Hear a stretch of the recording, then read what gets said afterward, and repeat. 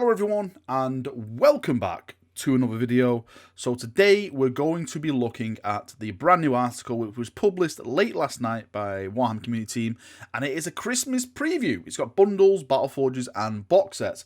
The box set they're on about, well, one of the main box sets they're on about, there's a lot of box sets in here, but one of the main box sets they're on about in this article is the new Black Fortress, which has now been announced to be coming out around Christmas. November is the month where we're going to have a little peeky look at the Vigilus stuff. It's called the Vigilus Weekender. I'm expecting a lot of new models at that event. Of course, I'll probably be completely wrong, but I think if this box set has now been announced to come out at Christmas, they're going to show a preview of that box set at the Vigilus Weekender. And in that box set, we're supposed to get some brand new Chaos Marines. We're supposed to get some new Rogue Trader stuff. A lot of it's been rumored. It has been rumored. I'm not saying this is true, but it's been rumored that Abbadon may be one of the models in that box set. Again, that is all rumour. Take that with as much salt as you can possibly carry. Right, let's jump in and we'll take a big look at this article and we'll talk about more about the Black Fortress and all that kind of stuff. But let's jump in and let's take a look at some of the scenery stuff which is going to be coming around Christmas time. So these are the scenery bundles and it says available to pre-order next weekend. So, you know, this is like pre-Christmas. You know, get all that stuff as you can. It says come a host of board-filling scenery sets for Warhammer 40,000 and Warhammer Age of Sigmar. Each contains a gaming table's worth of terrain. Now, GW over the past couple of months have been knocking it out the park, I personally think, with their new scenery stuff. Like all the new buildings, as you can see here, the Imperial Sector is one of these, which it's basically, it all happened with Kill Team to, you know, really make Kill Team a bit more rule of cool, look that much cooler. They've completely redesigned all the scenery and stuff. It's all modular. You can, like, you know, make certain types of buildings. It doesn't have to just be that one building anymore. So it's fantastic what they've actually done with everything. So the scenery looks cool. It all depends on the price. That is something they don't mention in the article, but then again, they really never mention prices in their articles. They do. So if it's up for pre-order Saturday, yeah, we'll get all the prices in. I'm probably going to say between £20 and £30. Probably around that. Please don't let it be higher than that, GW. I would like to spend as much as I can. I don't want to waste all my money on scenery. And the next one is the painting bundles. Now, for someone like me, I actually use a lot of GW paints. Actually, it's the only company I ever use is GW. But apparently in the hobby scene, it's kind of frowned upon if you use GW stuff. Like, a lot of people have always said, no, you shouldn't use GW stuff, you should use these and this company and this company.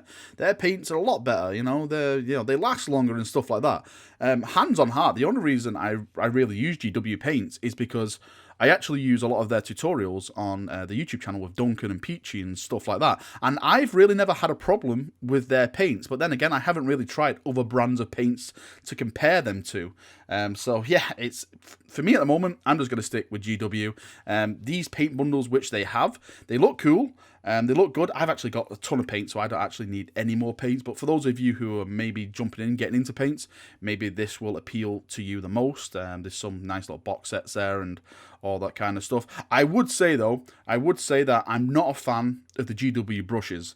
I do use other branded brushes when I come to paint my stuff. I've never really had that much success with GW branded brushes. I don't know why. They always like split and they don't really last that long compared to all these other brushes I actually go out and purchase from these other companies. So that's my only problem with the GW brand itself, is just the brushes. And this article also has some hobby tools. Now, I was kind of shocked when I saw some of this. I was like, really? Really? This looks kind of... Do you know what? I feel like if I was to purchase some of these tools, it would look like I've got my own sex shop, because the one that you've seen on the screen now, which is basically the paint handle with two like little pegs, it looks like, you know, there's two anal beads coming out there. I'm not saying I've ever used anal beads. Please don't picture that in your head. I'm just saying this looks very kinky. It looks like you can shove this up your ass while also having nipple clamps at the same time. It's going to be really fun to see what this is used for. I can't really picture what this one is going to be used for. Like, what are those clamps for? Can anyone help me out with like what those clamps could be actually for? Is it like for pinning? So I'm not too sure. what that could be used for. And the next one is like an extra large one, which is pretty cool for dreadnoughts and stuff, because that was one of my problems. Like when I was actually painting, I couldn't use my painting handle that I've got now on like my dreadnoughts and stuff. So I had to blue tack and a stick and push it down and stuff like that. So I'm definitely going to be getting the bigger one, because I do like painting the bigger kind of models. I don't think it's going to fit anything like a knight on it or anything like that. I think it's just like dreadnought size is like the top tier. You can actually go with this. And we have like a Citadel paintbrush pot as well, which is, yeah, just go out and get a cup. You don't really need anything like that, to be fair. But hey, if you want to match everything on your table, then you're free to do that. And of course, since it's Christmas, we always get these kind of box set bundles, Battleforces, they're basically called. And again, we're going to be getting them. And look, it's Nurgle again. It looks like GW are like I seriously think like GW are addicted to Nurgle. Like they start getting the shakes when they haven't like released a week's worth of Nurgle kind of content. Oh, we haven't released Nurgle. We put more Nurgle out. So yeah, we have a Battleforge Death Guard box set which is incoming. It's like, come on, GW, give us something else. I'm sure we're going to get other stuff. I've saw like Mechanicus floating around the interwebs and stuff like that. Me, who is currently starting an Imperial Guard force, would like an Imperial Guard one. I think that could be cool. But then again, Primaris, Space Marines, all that kind of stuff they can do. And of course, they've got Age of Sigmar as well, for those of you who like to delve into Sigmar. And moving on to one of the things I really wanted to make this video for is, of course, Warhammer Quest Blackstone Fortress, because I think this is going to be one of the big releases of the year. So it says, also landing in time for Christmas will be one of the most anticipated releases of the year with Warhammer Quest Blackstone Fortress. In this new game, you'll have a chance to dive into the 41st millennium's darkest mysteries in the thrilling cooperative adventures. Working with your friends, you'll choose from a cast of heroes and battle your way to the heart of a Blackstone Fortress in search of glory, secrets, and it's put in brackets, also monsters. So that's kind of a hint of what we can get in this box set as well. We're incredibly excited to share Blackstone Fortress with you guys. This is a role-playing board game of exploration and adventure unlike anything you've seen before, and includes some new Warhammer 40,000 models that you will not believe. For now, suffice to say, you should save a space on your Christmas list for this one. We'll have more details on other releases and more for you soon. So super exciting, Blackstone Fortress. Now, I've heard rumors. I'll go into it. I've heard Abbadon is supposed to be in this box set. I don't think Abbadon should be in this box set. I think it'd be kind of crappy if they released him in this box set, because Abbadon, who Abbadon is, should be his own release. Maybe that is kind of a selling point for this box set, to have Abbadon in, and then later down the line they will sell him as a single model. But I do think that's a bit of a slap in the face for those people who have been waiting for a new Abbadon model for years and years. Now, another thing about this is that we definitely know that there's going to be new Chaos Space Marines in this box set. That was answered by one of the GW guys when Blackstone Fortress was first announced in the event in the US. Sorry, the name escapes me. What I think it was Nova or something. I think it was Nova. I'm not too sure. But it was definitely announced by the GW staff that we will be getting new Space Marines in there. I think it was 3 new Space Marines. Since this is only a role-playing game, it's not like a massive, start collecting your army box set. It's just going to have a couple of models from each factions, and of course it's got to have a new Rogue Trader model, and we've already had some Rogue Trader stuff which has already come out with the Kill Team stuff, the expansion. Now, I really think that if they do this right, this could really be an insight into what is to come in 2019.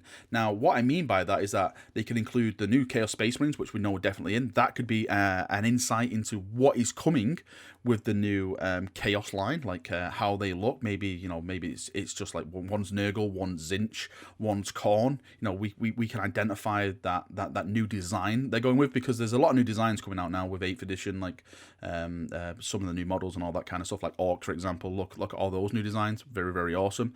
But also, you could go into it and do stuff like, wouldn't it be really cool if they like included like a Sisters of Battle model, and then you can identify that's what the new Sisters of Battle are going to be looking like. And again, with the Rogue Traders, the Rogue Trader line is already got some pretty awesome models. If they even add more to that, I'm more or less convinced that Rogue Traders are going to have their own codex at some point, because the success of Kill Team Rogue Trader, I've heard it sold incredibly well, and this is some of the stuff that they really always tease us with. Like, for example, when they did the Custody stuff years and years back, remember that Custody box set when you had Sisters and Custodies in? You had the Land Raider and the Contemptor Dreadnought. Because that sold so well, it really turned their heads and like, oh my god, we can actually do a force of these guys and put it into tabletop. And, you know, a couple of years later, there we have it. We have a full Custody force, armor, codex, everything. So sales do turn their heads. So I think we will definitely get a Rogue Trader force at some point in the future. And with all this Blackstone Fortress, it does tie into the narrative, because a Blackstone Fortress is a massive, massive thing to have control of in 40k.